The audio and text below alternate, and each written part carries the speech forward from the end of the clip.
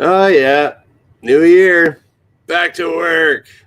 Okay. Looks like I'm back to work. Welcome to the Superpilotish channel. My name is Graham Wilson, and today, back in my basement, I'll be giving you the latest breaking aviation news and count them, five Superpilotish driving tips because I just took a big trip in my car. So, what's new in the news with aviation? Dun dun dun. It's winter. Dun dun. And it snows sometimes. OMG. Yeah, that's it. I was looking around for some interesting stuff, and I don't focus on crashes or anything like that on my channel because why freak people out for the clicks? But I was thinking, yeah, well, let's stick to the aviation news. And what did I find on like a bunch of aviation news websites? It snowed. There's a storm. It's January. No spit, Sherlock. So, like, okay, there you go. There's your news. It's pretty boring, but well, it's not boring, I guess, if you're like stuck in an airport. Then that just sucks. Oh, hey, here we go. Hey, Daniel, welcome back to the show. And so that's about it, man. Get ready for winter. Next couple months, be prepared to, like, when you get up in your airplane, anywhere, if you're a pilot yourself or you're a passenger on a plane, just bring stuff with you so that your luggage will get lost or it might get lost. High probability or like low probability, but your life really sucks if your luggage get lost. So in your carry-on bag, take everything you need just in case you got to spend the night in a hotel or a couple nights in a hotel. Something like that. Toothbrush, that's a big thing. So anyways, all right, it's snowing. That's the news. It's going to be the same for a couple months, and then dun dun dun, we're going to get into rainy season. Dun dun dun. Then it's going to be forest fire season. Dun dun. Hurricane season. Dun dun. Back to winter. That's what the news does. And that's why you tune into this show, right? To get all the breaking news. Okay, so that's it for the aviation news. Okay, now we're going to get to the super pilotish 5 driving tips. Well, I'm going to list them off really quick because no one ever watches this after like about a minute or two. Like, next, this guy's boring. Okay, so here's the 5. Number 1 is get your car ready. Number 2, make sure you're well rested. Number 3, get a good seat position. Number 4, eat appropriately. And number 5, stretch and move while you're in the car. Done. See ya. No, now I'm going to elaborate on that. And I will do that with my whiteboard, which was kindly given to me for a Christmas present a few years ago by DH Pilot 1. So that's cool. Still working. Had to get some new markers, though, which are over here. Okay. So, like I said, number 1, prepare your car, which I didn't do. So I'll tell you about that. Yeah, so you got to keep your car in pretty good shape if you're going to be doing a long distance drive. So this is my long distance driving tips. I had to do a drive that was about 12 hours or so there and back. So did quite a bit of driving over the last few days. But yeah, so just do that stuff that's really boring. And you can kind of, if you're a pilot, you can kind of take some of these tips into your doing a cross country flight or something like that. Yeah, that could be handy in your little airplane too. But you do a lot of these things anyways. But let's talk about it. So number 1, make sure you got enough oil. How many times do people like actually check their oil in their car? It's like, whatever. In a little airplane, we check it before every flight. But it's like in a car, yeah, you get lazy. Yeah, it's okay. I'll wait till the light goes on and then I blow up my engine. So you don't want that. If the light does go on, pull over the side of the road. That means you got no oil and your engine's going to blow up. So, or seize, anyways. Okay, and then depending on where you're driving for your car, make sure your tires in good shape. I got new tires for my car this year because I went way up north where there's a bunch of snow and chances of snow squalls and snow. It can get pretty snowy up there, so make sure you got some good rubber on your car. It doesn't necessarily have to be like the best of the best of the best, but you got to have some pretty good tread. Like, say, if you're driving around in Los Angeles, being all cool, cruising on the beach or whatever they do out there, and then you want to go up to Big Bear or go up to the mountains or something like that, and you get 6 inches of snow and you're trying to go up a mountain with bald tires, ain't gonna work. So, anyways, yeah, if you're gonna be that's very common here in the United States, or you're in Arizona or something where it doesn't really snow where I am, but you go up into the mountains and all of a sudden you're going off the road, man. That sucks. You don't want that. Make sure your tires are appropriate. So the other thing there, which I did not do, but not the end of the world. So learn from my examples or my failures or my mistakes. Yeah, I was like, if it's going to be kind of snowy and stuff like that, you can go through a lot of windshield washer fluid. And I thought, I didn't even bother checking my windshield washer fluid. I checked the oil on my car a couple days before I went for my drive, but it was fine. And just like, I got enough. I just put some in there. But if you're using a lot on the highway, yeah, you can go through windshield washer fluid pretty quick. So bring an extra jug, throw it in the trunk, or just check it. So like what I did, like, stupid me, I was like, weather looks good. The weather still might be good, but the roads could still be kind of wet, and then trucks and everything kick up a bunch of dirt on your windshield. You go through a lot of fluid, and then I get a little notification, ding, and okay, I need some washer fluid here. I'm not going to make it to my destination. So here I am driving around in Huntsville trying to find the crappy tire to get some washer fluid. I mean, you can get, but then that's another thing is if you buy your washer fluid at a gas station, you're getting ripped off there. They usually charge you an extra couple bucks. So yeah, whatever. It's going to take that extra little pain in the ass factor that you don't want. And when was the last time you changed your windshield wipers? So if you're going to go on a dirty road or a rainy road or something like that, I saw this one. Where was it? Some lady driving down the street. She had where was that? Here? No, I was up north, I think. Where was that? Yeah, or we were walking down the street and we hear this. What the heck's that? Yeah, no, it was just up north. And she's like, the driver's side windshield wiper was off, and the wiper blade, or like the arm for the wiper, like there was no blade on it, and it was just scraping her windshield, scrape, and then the passenger one had a blade on it. So she probably should have checked her to make sure she even had a windshield wiper, but whatever, chick.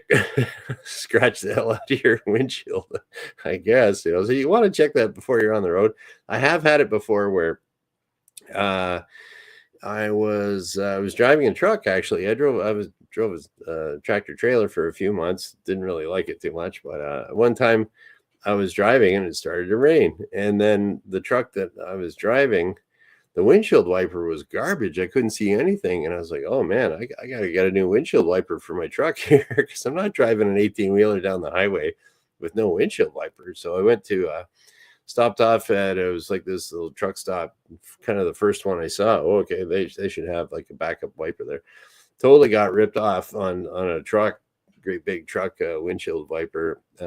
Stuck it on the truck. That's nice. Now I can see. But my boss that owned the truck probably should have been taking care of that. But well, there we go. So, and if your windshield wipers are junk, you totally get ripped off at the truck stop or wherever on the road. So get whatever you can before you go. So there you go. Make sure your car or truck or airplane is okay. Hey, Wrench is here too. Cool. Hi, Wrench. Staying warm down there in Kansas. Okay. We're going to be getting that was my news today, talking about snow, actually. Wouldn't mind to hear, Wrench, in the comments how things really are in Kansas. I heard you got dumped on. Okay. So next one here. Number 2 is be well rested. And part of being well rested is to, if you're doing a big long drive, you're a truck driver, you got maybe a 12-hour day, duty day or something like that. And so being well rested is, I find for myself, if you can get going, you got a big long trip ahead of you. If you can leave as early as you possibly can, like the other day we left at about 4:30, both times going up, coming back, left about 4:30 in the morning. So it's dark, you're concentrating a bit. The roads might be crappy. You're watching out for moose. Gotta kind of do that too up north. And it's a little more stressful. So it'd be better if you're driving to show up at your destination while it's still light out, because as soon as like you've been driving for a number of hours, then it gets dark, and then your circadian rhythms and all that stuff kick in, and you're going to fall asleep at the wheel, or the chances are much higher. So for being well rested, of course, get enough sleep. Don't be all hungover, you kids. And then yeah, and then make sure, like, that's kind of what I think is you should be driving, finishing up your trip while it's still light out. That helps for your defeating fatigue and stuff like that. Okay, so the other thing that can kind of goes together with actually all this stuff kind of goes together with kind of taking care of yourself and making sure that you don't freak out and fall asleep and all this other stuff. So, okay, number 3. I rearranged. I got my little cheat sheet here, and I rearranged my numbers. So which one is which? Okay, we got the car. We got the well rested. Oh, okay, seat position. I've seen this. I agree with this position. Okay, I agree with, like, anytime you Google something about driving long distance road trip tips. Oh, hey, Shecky, welcome. So I was Googling that, and they say, find a good, comfortable seating position. So you got to think about this too. If you're in your car, especially if you're a truck driver or something like that, it's almost like you have a computer job, and you want to make sure that you're ergonomically correct for your keyboard and everything like that. But you want to be ergonomically correct for where you're sitting there too. Now, cars and trucks and stuff like that, they kind of have, they're pretty good, pretty adjustable nowadays. Airplanes, sometimes you're just stuck in the old seat, and not much you can do. But I'll get to later. There are some things you can do.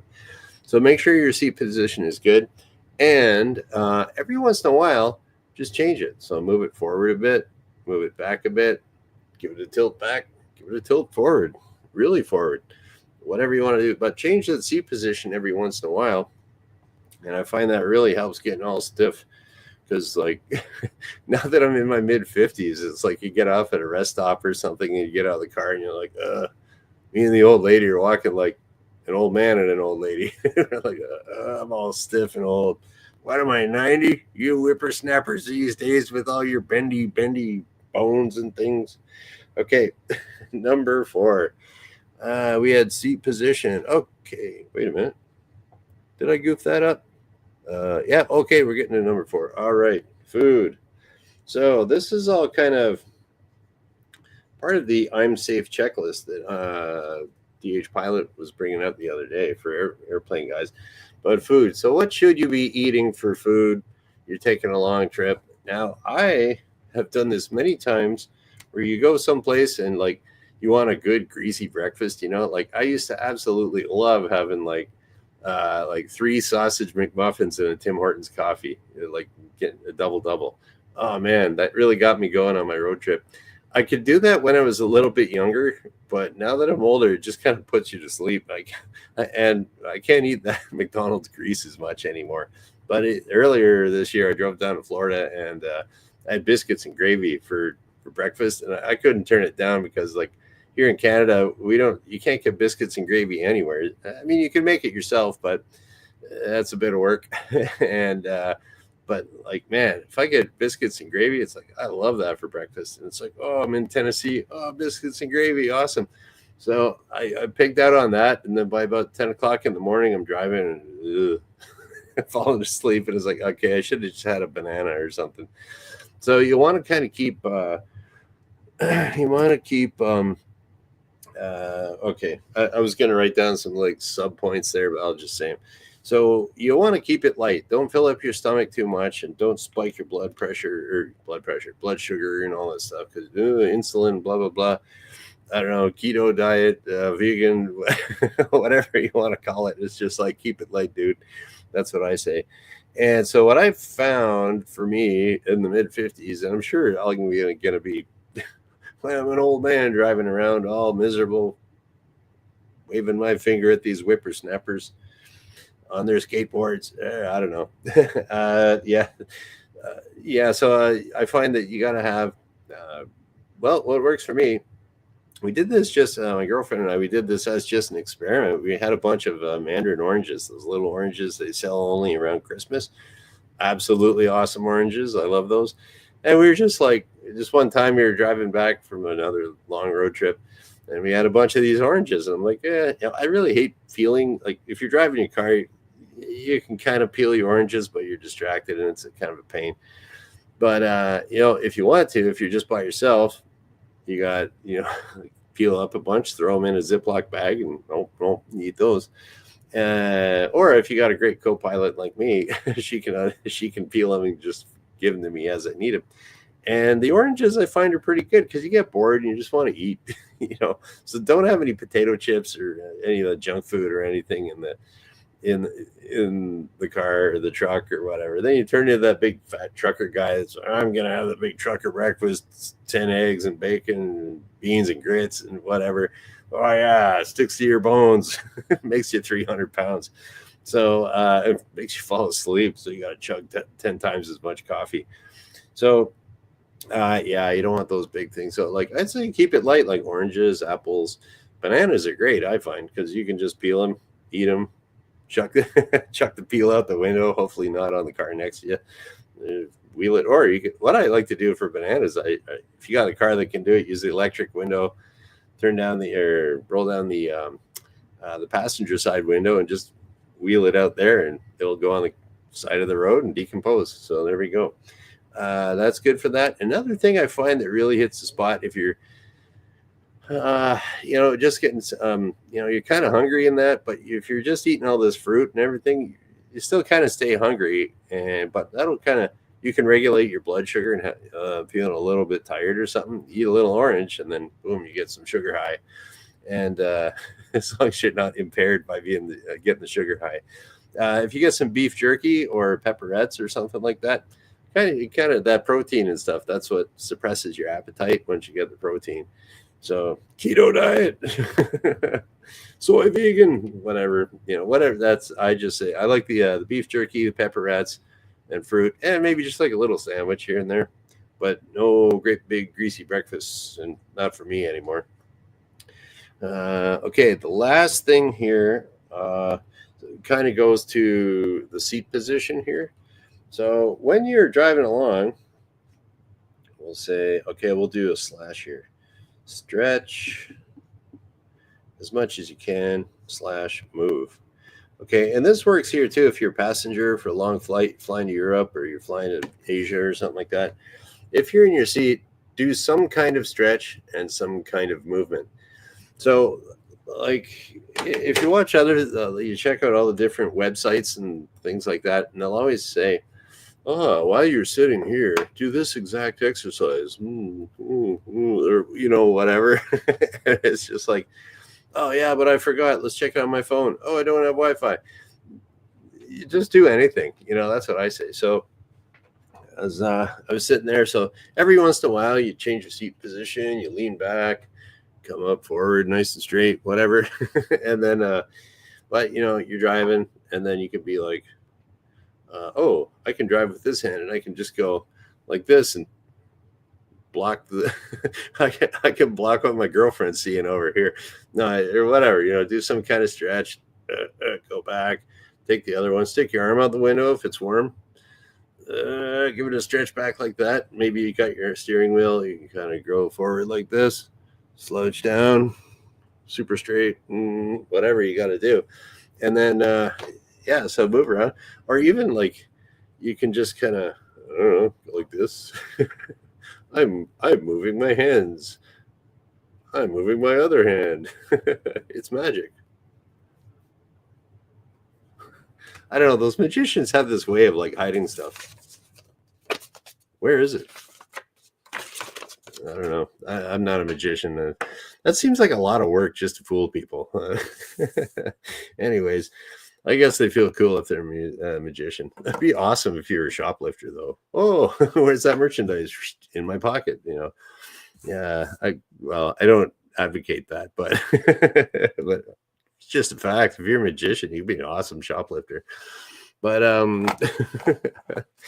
it's but that's I don't think they would be because if you're taking all that time to work and become an excellent magician, like you kind of have a bit of discipline, so you'd probably get a job instead of just like I'm going to work 8 hours a day for 5 years so I can steal this candy bar over here. Like you might as well get a job and buy one. So, anyways, crime doesn't pay, folks. All right, so let's go over this and then we'll see what kind of comments we got here. All right, the superpilotish 5, count them 5 driving tips. Number 1, prepare your car. Don't be like me and get lazy on your windshield washer fluid. I think next time I'm just going to always bring a jug, throw it in the back of the car no matter what.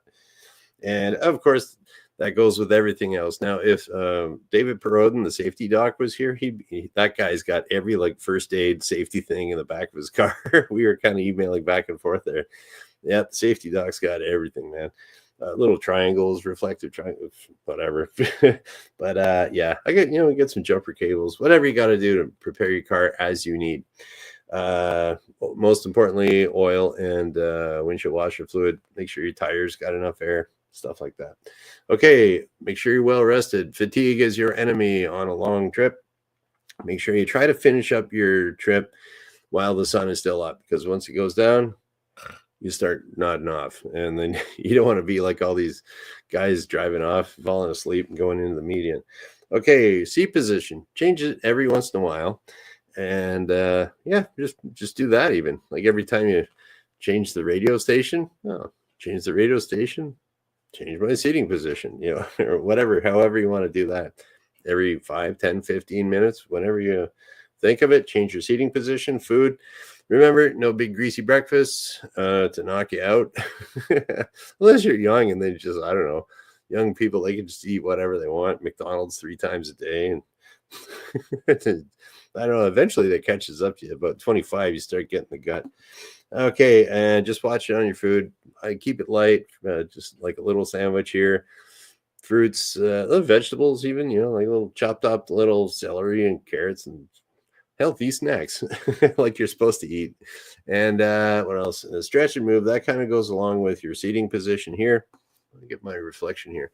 Stretch and move kind of goes with your seating position.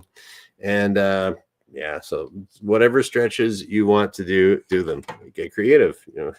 I'm gonna move like I don't know, one of those little things that you see as a promotional, that little guy going like this.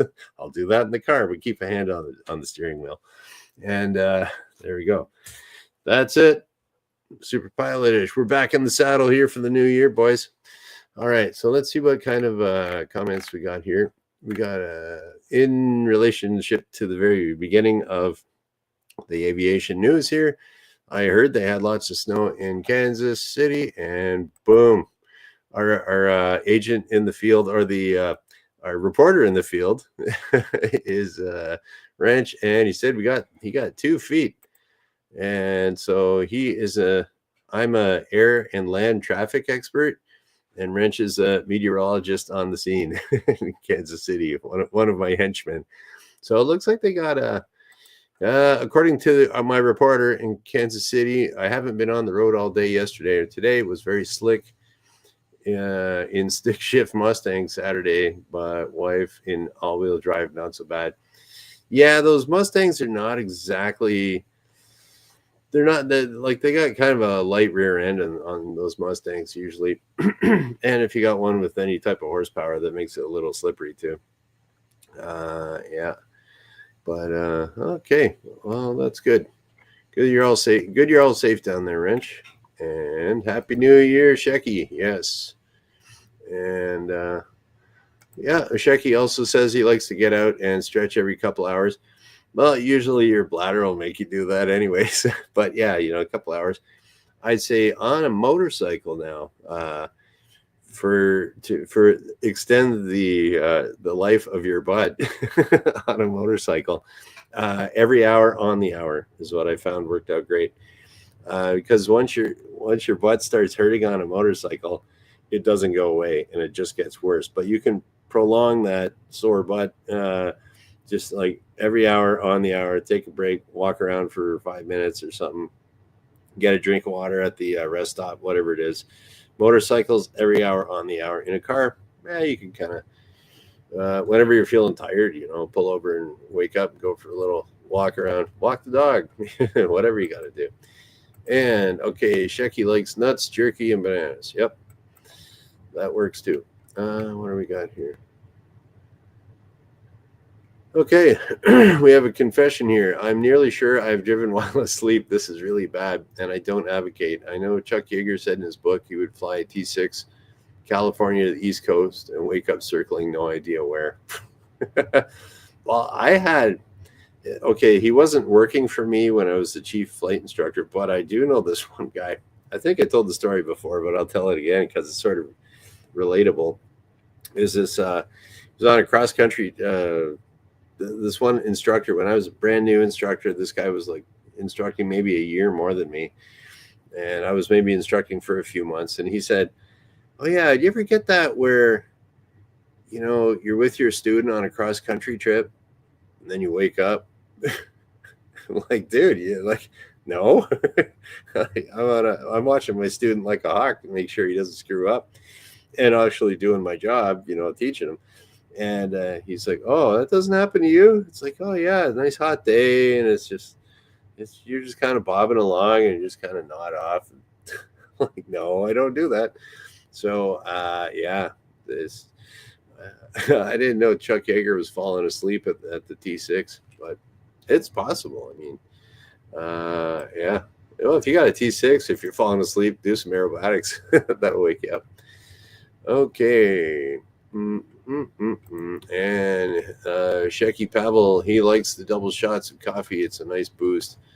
Yeah, caffeine is it'll wake you up. Caffeine's a stimulant.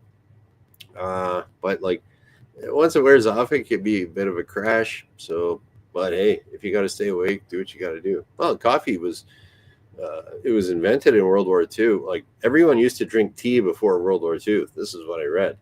Is everyone used to drink tea before World War II. Then they came out with instant coffee for the soldiers, whether they're in the army or you're on a Navy ship, you're trying to do midnight watch or something like that. And just to keep awake, I saw this old, it was a YouTube video, and they're like explaining to the soldiers, like one of those black and white, hey boys, this is coffee, we call it Joe, or something like that. Have a cup of Joe. And because it was not really coffee, it was just like instant coffee. So it was like a caffeine delivery system that you boiled, and it was nice and easy. So coffee kind of and then people came back from the war and they said, hey, I want some of this coffee stuff instead of tea. So I think that's how, if I'm not mistaken, that's how the coffee industry kind of started. I could be wrong, but I don't know. I have a lot of facts in my head that might or might not be facts. But yeah, it'll pump you up. That's what it was designed for. Okay. All right. Wrench has a little, he's got a comment here. Peanuts seem to keep me awake. Also, least expensive snack in the convenience store. Yeah, whatever works for you. And you get some protein there too. Might keep you from getting quite so hungry. All right. Here's a question. Is it possible to accidentally plant bananas as an invasive species in a warm climate? No. From what I know about bananas, from the El Salvadorans that I talked to, like there's only certain places that can grow bananas, and they have to be specifically started from, what is it? It's kind of it has to be kind of transplanted by hand, like get a chunk of root. It's not exactly the word I'm looking for. But it's not planted by the seed from the banana. It's planted from like a part of the banana plant. You take it, you plant it, water it, and let it go. So if you just throw a banana out the window, it'll just decompose. It's not like it's got seeds in there that it can replicate itself. It has to actually be planted by hand by humans to get your banana plantation. But I forget what they call it. It's not a tuber, rhizome. I forget what you call it. I'm not a biologist, so. But yeah, actually, Yeah, you don't see that here. I'm an air and land traffic expert, but with one Google search. You know what? I will do that Google search. Then I'll be a biologist. Here we go. Bananas. Bananas. What do we got here? How do we go? Bananas. New tree. Let's see what that says. How to grow and care for banana tree. I really want to know what I call that thing.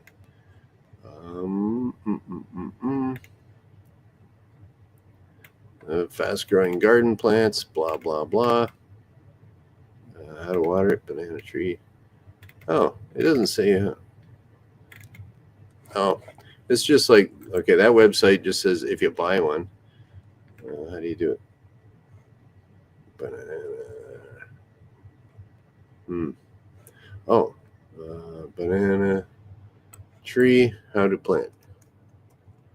How to start. I'll try that. There we go, Wrench. I'm doing all your Googling for you here. But it's just bugging me. I can't remember that name of the thing you got to do. How to grow banana tree. How to grow a banana tree from a banana. Oh, it's a YouTube video. I don't want that. Okay. You know, Google used to be so much better.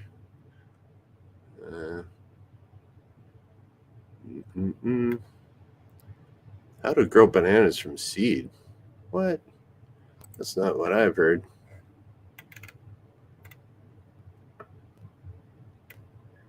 Okay, these banana seeds are immature, infertile, and can't be planted and grown. Okay, so some websites telling me you can't do that. Banana cultivation. Rhizomes, that's it. Banana plants are cultivated by removing rhizomes from the host plants and replanting the samples to grow on their own. Boom, rhizome. What's a rhizome? I don't know, but that's what you plant. All right, we're back to this. Okay. Yeah, rhizome, I think it's like the root or something like that. Okay. What else we got here? All right. Wrench is talking about singing in the car. What else we got here for driving tips? Trunk of the Mustang has 3 80-pound landscape blocks. Full toolkit back seat has insulated coveralls. I keep gloves, hot hands in all cars too. Yeah, that's a good idea. I keep a pair of like work gloves in my car, just so if I got to change a tire, I don't get my beautiful hands all dirty. And if it's a little cold, you're outside, work gloves are gloves. They keep you a little bit warmer. So yeah. Yeah, the Mustang, I would put, yeah, I used to drive a two-wheel pickup truck here in the snow, and we used to throw 2 50-pound bags of sand in the back of it, back of the axle with like a 2x4 across so they wouldn't slide forward when you hit the brakes. And that worked out pretty good with 100 pounds of sand behind the axle in a, what was that? That was a Chevy S10. Yeah, a little one. Oh, and a Ford Ranger too. We had that. Okay. All right. Here we go. Daniel's right about the rhizome. Also, you have to have a male and female. Okay, Daniel, you're more the plant expert than me because I'm just air and land. My minor is plant expert. Well, for bananas, I'm pretty good at tomatoes and other stuff around here, but the bananas, that's kind of out of my yeah, it's kind of out of my natural climate, my natural habitat here. Yep. Okay. Shecky's confirming. Looks like you take an offshoot rhizome. Yep. There we go. Cool. We nailed that down. Okay, good call there. We went from it's snowy out to how do you drive to hey, how do you plant a banana? That's pretty cool. You can do that here because I am the media. I am an air land traffic expert with a minor in plant biology talking about rhizomes. There you go. No other newscaster can do that. So anyways, all right. So yeah, that's about it. Let me see here. Today is Monday. Tomorrow's garbage day. Don't forget that. For me anyways. Yeah, so I'll be back on Wednesday because it's a new year and I'm not taking any weird vacations or anything for a while yet. And yeah, I'll be back on Wednesday because I do this Monday, Wednesday, Friday at noon Eastern. And all of you plant experts out here and driving experts, etc., thank you for watching. Bye.